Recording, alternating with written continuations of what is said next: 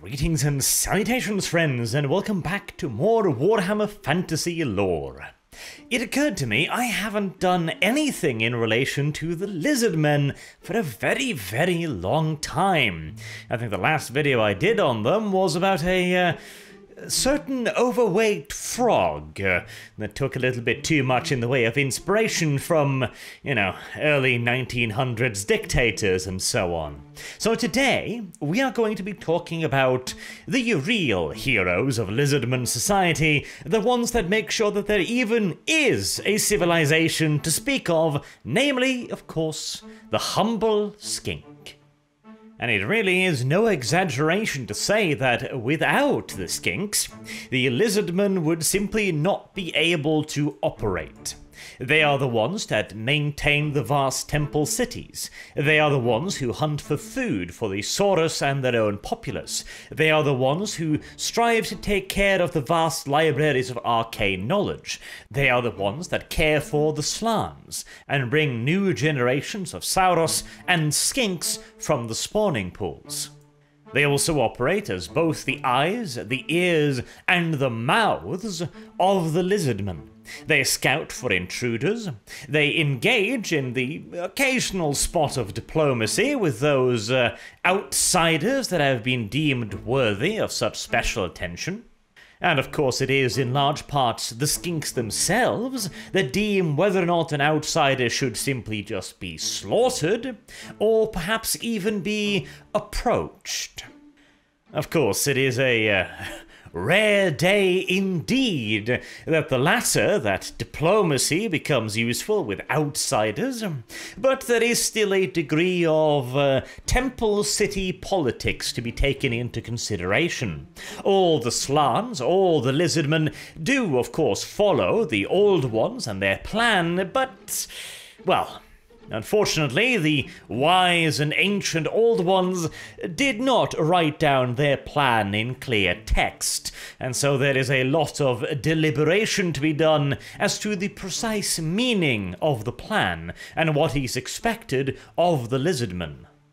And speaking of expectations, you might at first think that it can't possibly be that difficult to keep a temple city running. After all, by and large, it is nothing more than a vast gathering of mostly dilapidated buildings, occupied only by a handful of Saurus warriors, a few thousand Skinks, and of course the occasional Slan master. Surely that cannot require all that much in the way of infrastructure, right? And most of the time, yes, you would be correct. Most of the time. A fact oft overlooked is that the Lizardmen are, of course, not only going to be fighting against random intruders, the occasional party of treasure hunters or raiders from the far north of Naggaroth venturing into the jungle to capture exotic beasts for their own menageries. The Lizardmen are also the last true bastion against chaos. Indeed, they were a large part of the reason why the old world even exists today.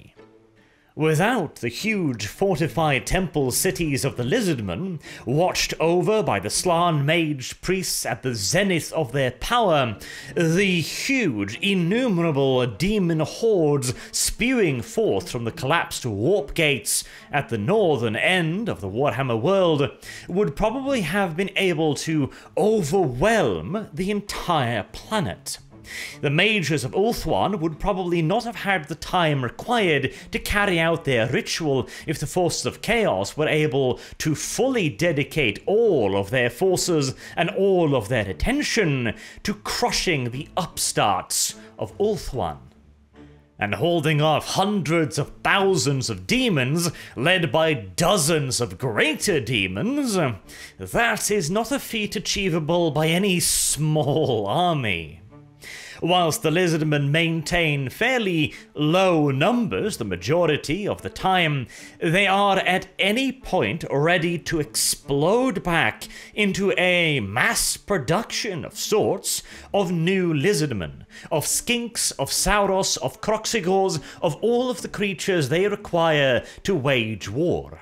And so as to make sure that Lizardman civilization is always ready for such an explosive increase in numbers, the Skinks need to maintain the temple cities with that in mind.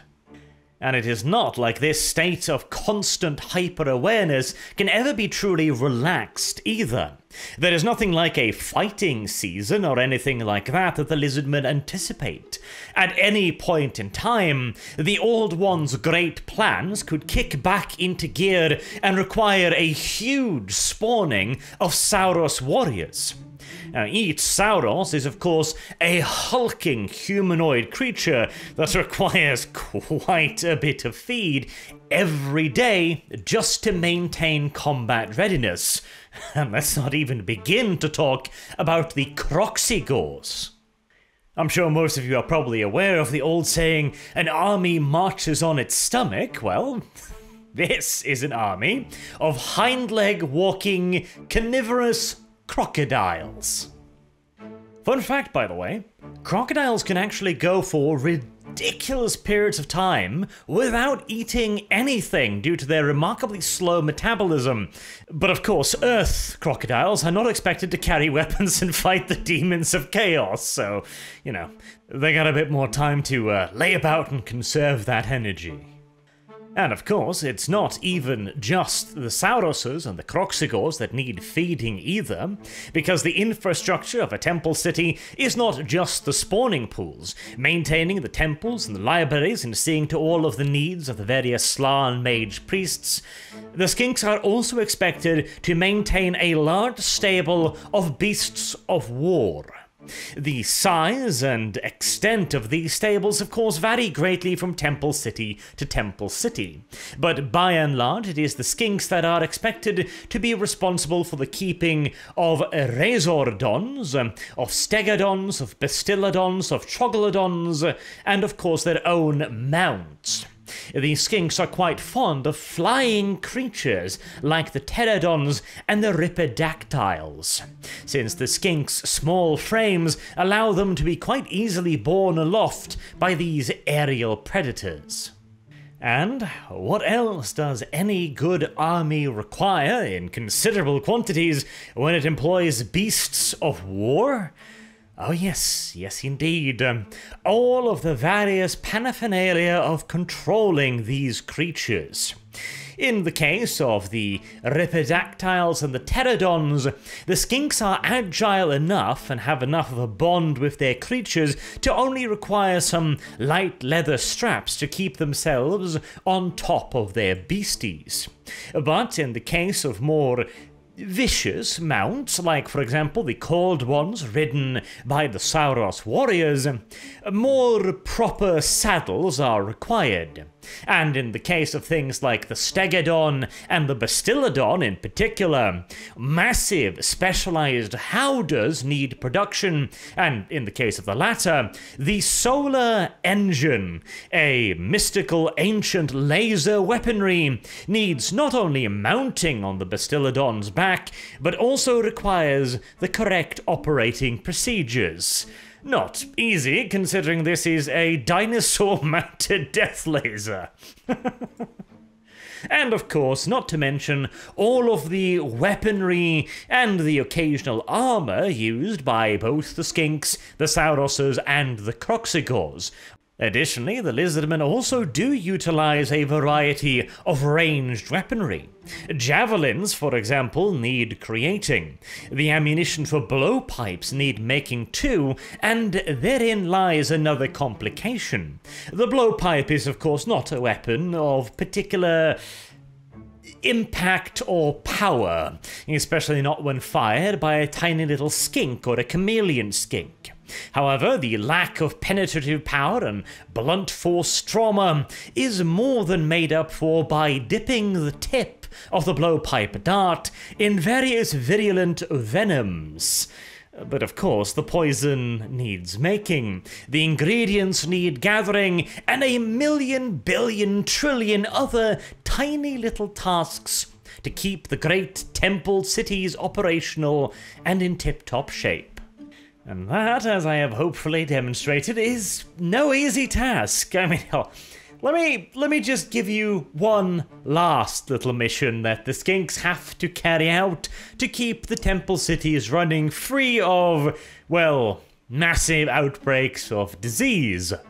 The emptying of the latrine pits. Have you ever devoted any brain power to imagining what a several 100 kilograms fat, bloated toad monstrosity that can only move via anti-gravity magic poops? Well, I am sad to say that now I have. And I am even sadder to say that on my computer right now is a Google search entry for frog poop. And as I have suffered, now you too shall suffer. For you see, in my extensive research on this particular subject, I learned that frogs are able to keep a truly astonishing quantity of shit within themselves.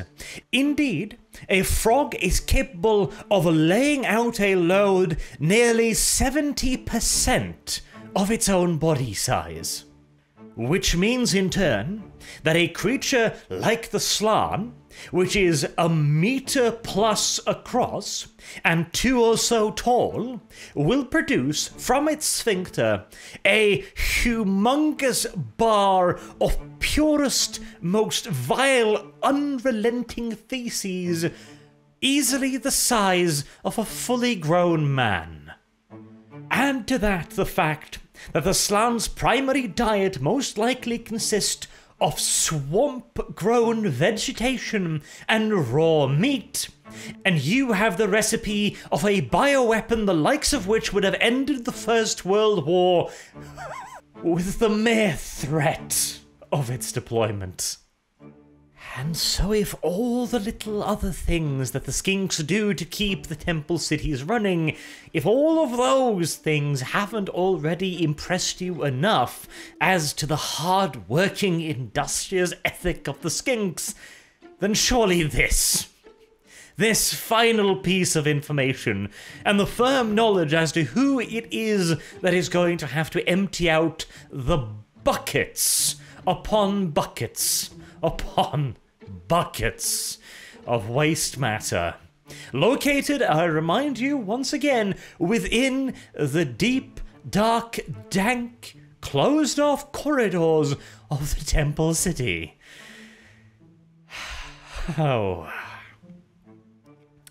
The Skinks are certainly worthy of our respects, if for no other reason because they endure what no other life form with a functioning olfactory sense ever could. But that is of course not all. Let us move on then to the warfare side of things. You know, the less gross and messy part of things. Because, of course, the Skinks are not merely the lifeblood that keeps the temple cities running.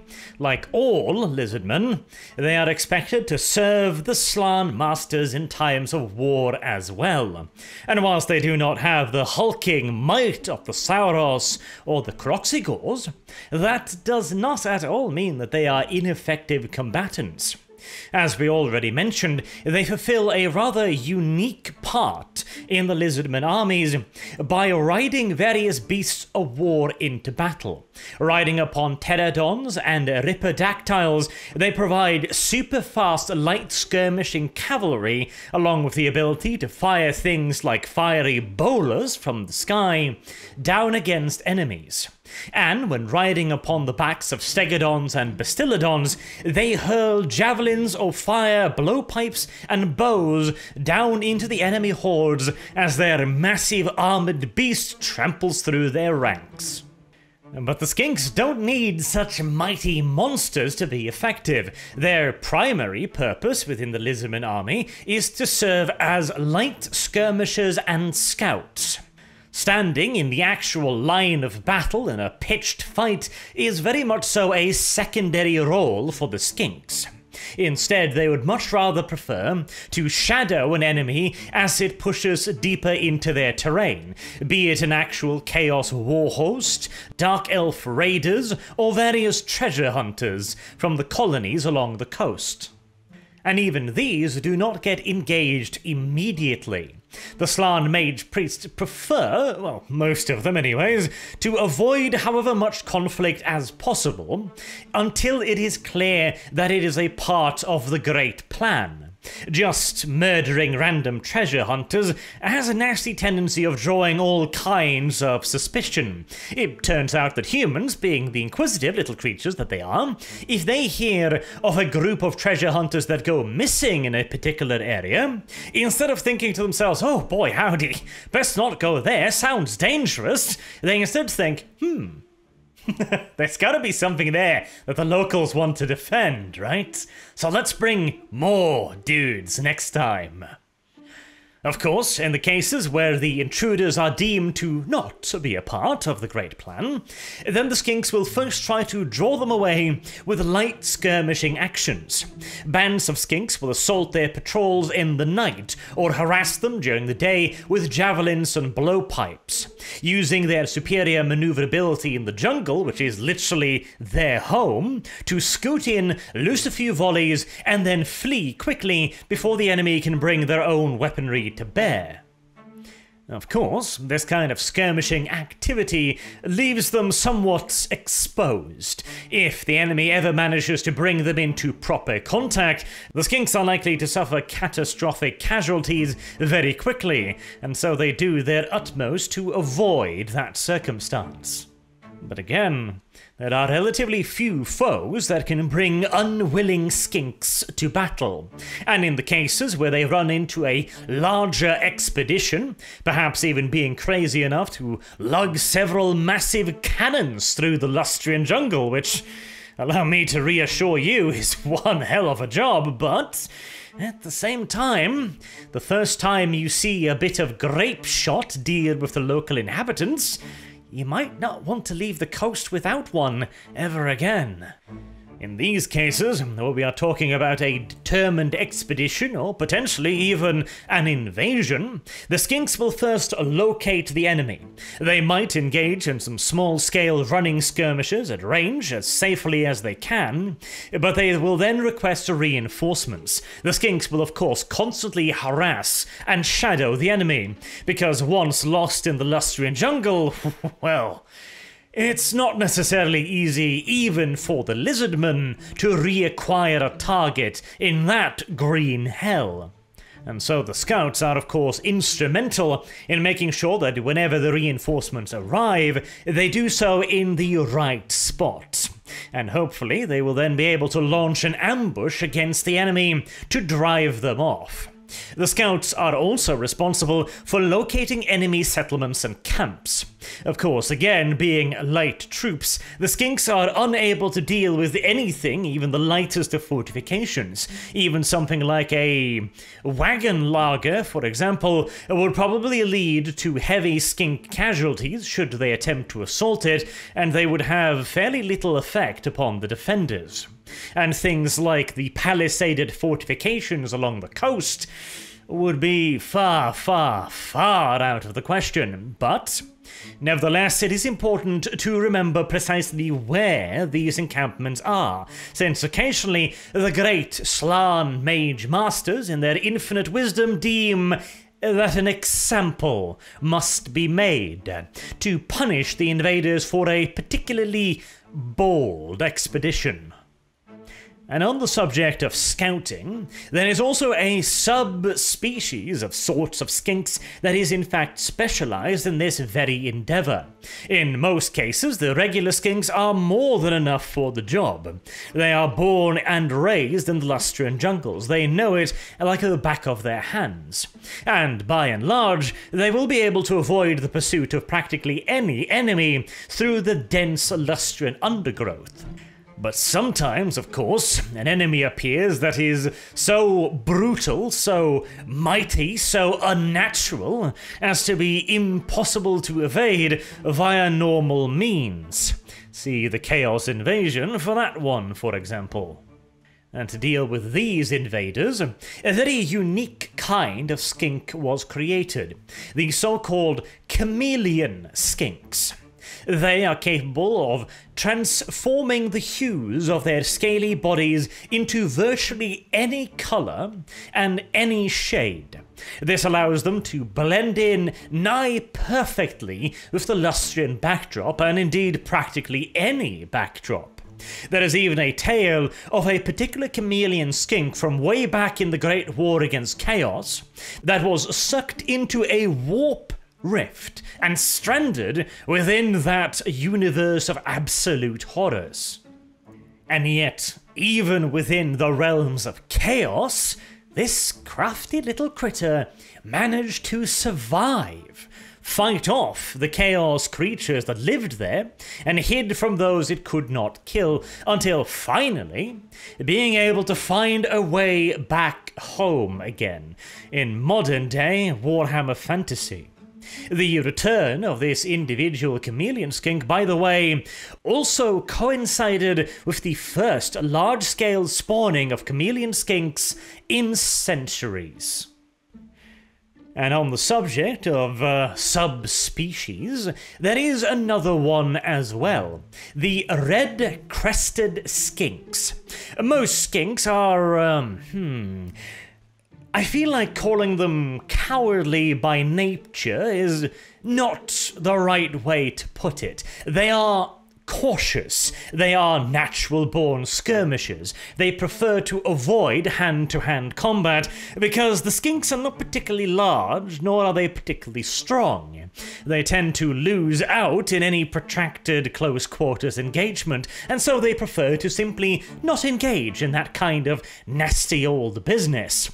This is not cowardice, this is prudence, let's be honest. But there is a particular variant of the skinks, the red-crested skinks, a special spawning brought about by a particular skink priest by the name of Tehen Hawin, also better known as the Prophet of Sotek. This rather unique spawning, hitherto unknown in the history of the lizardman race, was a specific response to the invasion of Clan Pestilence of Skavendom. The semi-magical plagues of the clan had wiped out entire temple cities and fouled up the spawning pools to the point where they were completely and utterly useless for their intended purposes. And what was even worse was what was happening to the populace of these temple cities. The lizardmen, having lived within the deepest, darkest depths of the Lustrian rainforest for as long as anyone can remember, had developed near immunity to all of the various diseases, plagues, and pathogens that prowled within the jungle's depths. And yet these semi-mystical, magical diseases concocted by Clan Pestilence were scything through their ranks with no sign of stopping.